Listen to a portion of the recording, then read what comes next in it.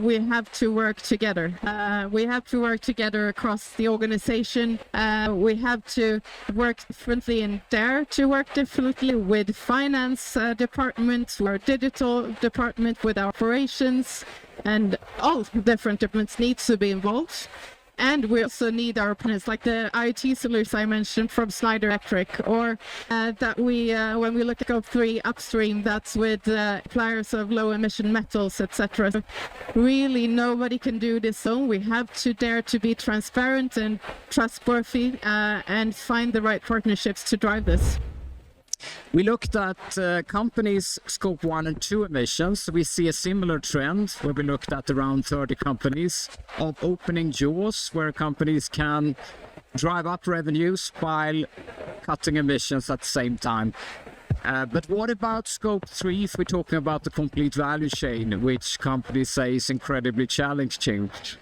We actually identified a high number of companies which shows a similar type of pattern, that it is possible, it is achievable to at the same time drive up revenues and cut Scope 1 and 2 and 3 emissions. So it's not just individual signs, this is a basic trend, so it's very positive. Yes, and we are here at COP because the governments are meeting.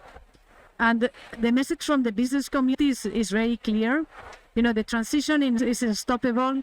It makes business sense. It's good for the economy. It creates jobs. It helps us reduce our import bills as well. It helps us, when well managed, reduce the cost of energy for people.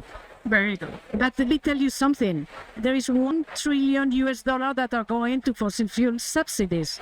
It makes no sense. It's inefficient. It doesn't help the forest. Furthermore, it creates further externalities in the form of air pollution that impacts millions of people around the world, to the point the OECD and other institutions have said that it is 5.5 billion of economic losses.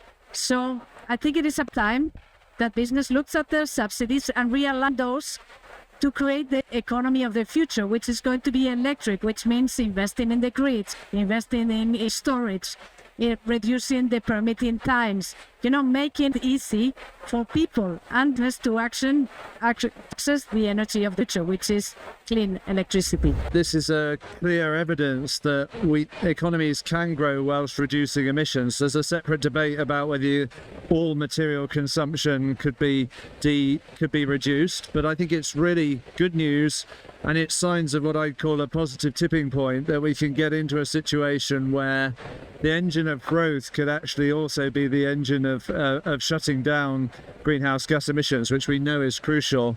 And it absolutely fits with the picture that essentially, as we imagine a clean green future, it has to be an electrified one, and electrifying end uses of energy is way more efficient than burning stuff, which is kind of prehistoric way of living, and increasing efficiency should generally boost productivity. So I think it all fits together in a really encouraging way, and we're not suffering what the economists, they called it Jevons paradox, which is if things got efficient we'd all just consume more, it would obliterate the benefits. No, saying great report. We're seeing, it's true for nations and for companies that you can grow, you can get better and reduce emissions faster.